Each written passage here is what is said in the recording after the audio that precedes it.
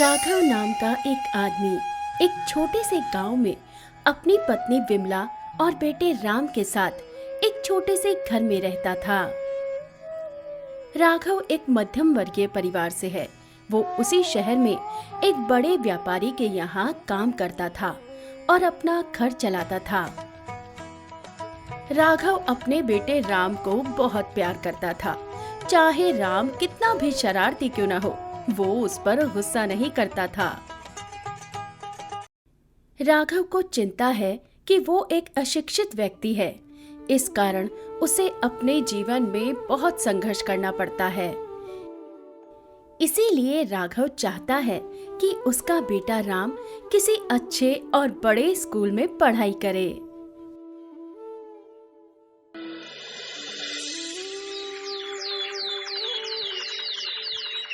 एक दिन की बात है। भैया 1 किलो आम देना। अभी देता हूँ दादा। राघव ने आने वाले व्यक्ति को फल दिए। क्योंकि राघव को ठीक से दिखाई नहीं देता था, इसी वजह से राघव उस व्यक्ति से जितने फल मांगे थे उससे अधिक फल उसने दे दिए। अरे ये क्या, मैंने तो इससे 1 किलो आम मांगे थे, पर इसने मुझे 2 किलो आम दे दिए। लगता है इसे अच्छे से दिखाई नहीं देता, वैसे इसे अच्छा मूर्ख बनाया जा सकता है। वो आदमी राघव को 10 रुपए देकर 100 रुपए की छूट ले लेता है। ये सब देखकर दुकान का मालिक राघव का अपमान करते हुए उसे चेतावनी देता है कि अगर ऐसा दोबारा हुआ तो उसे नौकरी से निकाल दिया जाएगा। राघव से हुई गलती के लिए वो व्यापारी से माफी मांगता है। वो अपना काम खत्म करता है और व्यापारी के साथ जो हुआ उससे दुखी होकर घर के लिए निकल जाता है। रास्ते में उसे रमेश नाम का एक आदमी मिलता है। और राघव भाई, क्या हाल चाल है तुम्हारे? अरे रमेश भाई, भगवान की दया से सब कुछ अच्छा ही चल रहा है। मैंने सुना है कि आप अपने बच्चे को बाहर शहर में पढ़ा रहे हैं, लेकिन क्या उसकी पढ़ाई का खर्चा पूरा हो जाता है आपसे? भाई साहब देखिए, आप अपने काम से काम रखिए। दूसरे की जिंदगी में दखल देने का आपको बिल्कुल भी कोई हक नहीं है।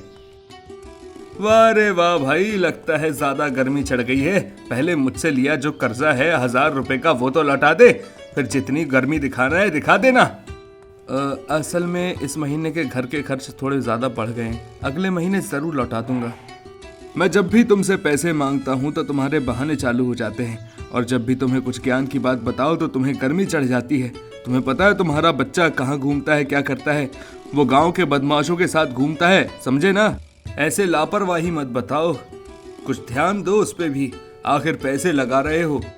ये सब सुनकर राघव को बहुत गुस्सा आता है। अगर अब एक भी लफ्ज मेरे बेटे के खिलाफ बोला ना तो सोच लेना, मुझसे बुरा कोई नहीं होगा। ठीक है भाई, मुझे क्या करना है, तुम्हारा बेटा कुछ भी करे, बस मेरे पैसे टाइम पे लौटा देना। ये बात कहते हुए रमेश वहाँ से निकल जाता है। राघव उदास होकर घर की ओर चला जाता है।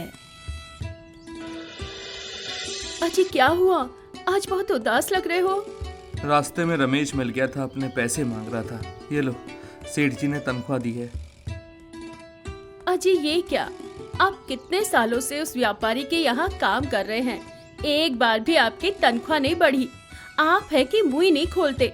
ऐसे ही रहोगे तो घर कैसे चलेगा? अगर इस महीने राम की स्कूल की फीस नहीं भरी तो स्कूल नहीं भेजने को कहा है मास्टर जी ने। ठीक है विमला, पहले फीस जमा कर देते हैं, फिर सोचते हैं कि आगे के महीने का खर्च कैसे चलाएंगे।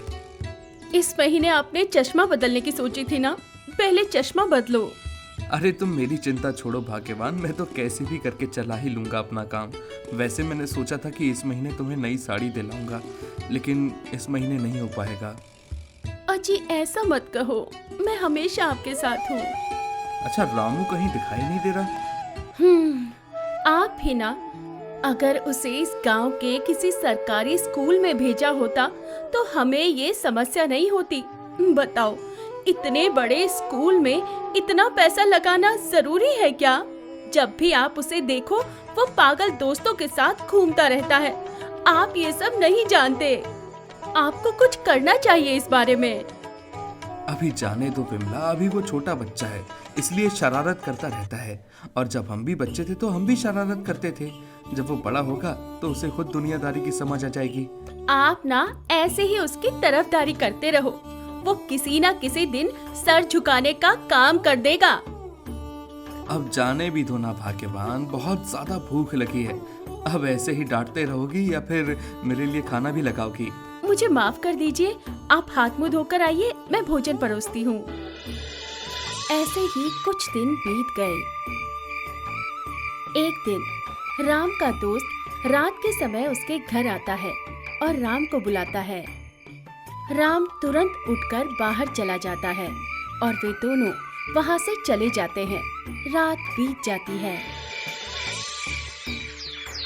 अगली सुबह राघव और विमला नींद में ही रहते हैं। तब रामू घर लौटता है और बिस्तर पर ऐसे सो जाता है जैसे कुछ हुआ ही ना हो।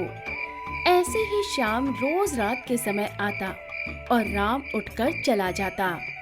इसी तरह कुछ दिन बीत गए। एक सुबह विमला ने देखा कि राम घर लौट रहा है और सो रहा है। कुछ देर बाद वो रामू को बुलाती है और ये कहती है, राम, रात को कहाँ जाते हो तुम? माँ, वो मैं रात को... क्या बात कर रही हो विमला, ये तो रात में वहीं पर सो रहा था, ये कहाँ गया था? आप नहीं जानते, ये रोज रात के समय बाहर जाता है और सुबह आता है। हमारे बगल में जो सीमा दीदी है ना, उन्होंने इनको देखा और वो बता रही थी कि ये और इसका दोस्त श्याम दोनों मिलकर रोज रात के समय कहीं बाहर जाते हैं। कहाँ जाते हो बताओ? विमला राम से पूछती है, लेकिन वो अपना मुंह नहीं खोलता और इससे विमला बहुत क्रोधित हो जाती है और एक छड़ी लेकर राम को पीटने लगती है। राघव ये देख नहीं पाता और विमला को रोक देता है। बस करो विमला, तुम पागल हो गई हो क्या? ऐसे कौन मारता है बच्चे को? आप बात मत कीजिए। हम एक दिन खाते हैं और दूसरे दिन भूखे पेट सोते हैं। ये सोचकर कि ये पढ़ लिख कर कुछ बन जाता तो हमारी सारी चिंता दूर हो जाती, लेकिन ये क्या, अपने आवारा दोस्त के साथ रात भर घूमता रहता है। हमारा दर्द इसे कब समझ आएगा? विमला फूट फूट कर रोने लग जाती है। अगले दिन हर रोज की तरह राम अपने दोस्त श्याम के साथ रात के समय बाहर जाता है। ठीक उसी समय राघव ने राम को बाहर जाते हुए देखा। राघव और विमला दोनों राम से छिपकर उसका पीछा करने लग जाते हैं। ऐसे ही कुछ दूर चलने के बाद राम एक खेत के पास जाकर रुक गया। वहाँ राम और श्याम बात कर रहे थे। तब राघव और विमला उनके पास आए और ये बोले, बेटा रामू, ये सब क्या है और तुम रात में ये सब क्यों कर रहे हो? क्या वजह है इसकी, मुझे बताओ जरा। पिताजी, एक दिन मैं अपनी पाठशाला खत्म होने के बाद आपकी दुकान पर आया था और मैंने देखा कि आपको एक ग्राहक ने धोखा दिया था क्योंकि आपको अच्छे से दिखाई नहीं देता। फिर एक आदमी को आपका अपमान करते हुए मैंने देखा था और माँ, मैंने आप दोनों को आपस में झगड़ते हुए भी देखा था। लेकिन माँ और पापा, मैं आप दोनों से बहुत प्यार करता हूँ, मैं सच कह रहा हूँ ये बात। और इसलिए मैंने सोचा कि मैं पिताजी आपके लिए एक जोड़ी चश्मे लूँगा। और माँ, मैंने सोचा था कि मैं आपके लिए एक प्यारी सी साड़ी खरीदूँगा। असल में कुछ दिन पहले हमारे पास पड़ोसी गांव के एक ज़मींदार आए थे। वो कहीं बाहर जाने वाले थे और उन्होंने ये फसल बहुत मेहनत से लगाई थी, तो उन्होंने मुझे और श्यामू को बुलाकर मुलाकात की। उन्होंने श्यामू को उनका खेत संभालने के लिए कहा था क्योंकि जंगली सुअर रात में खेत को नष्ट कर देते हैं ना, इसीलिए उसकी फसल की रखवाली के लिए उन्होंने हम दोनों को रख लिया। आपको पता है कि श्यामू के पिता उसके बचपन में ही गुजर गए थे। वो ही घर का ख्याल रखता है। उसकी माँ बहुत बीमार है, इसलिए हमने ये काम ले लिया। आपको पता है, मैंने श्यामू से घर की देखभाल करना भी सीखा है, लेकिन मैं आप लोगों को ये बात बताता तो आप लोग मुझे बहुत डांटते। राम की बात सुनकर राघव और विमला की आंखें भर आती हैं। वाह बेटा रामू, तुमने तो हमारा नाम गर्व से ऊंचा कर दिया। तुम्हारा दिल कितना अच्छा है बेटा। हम तो तुम्हें अच्छी शिक्षा देने की सोच रहे हैं, लेकिन तुम अभी इतनी छोटी सी उम्र में भी अपने माँ बाप के बारे में कितना सोचते हो बेटा। हमें आज एक बात पता लग गई कि संस्कार शिक्षा से बहुत बेहतर होते हैं। हमने तुम्हारे दोस्त के बारे में बहुत गलत सोचा, उसके लिए हम शर्मिंदा हैं। हमें माफ़ करना बेटा। तुम दोनों की दोस्ती ने आज एक बात तो साबित कर दी है कि अच्छी शिक्षा के साथ साथ अच्छी दोस्ती होना भी ज़रूरी है। ये कहकर राघव और विमला खुशी से घर लौट जाते हैं।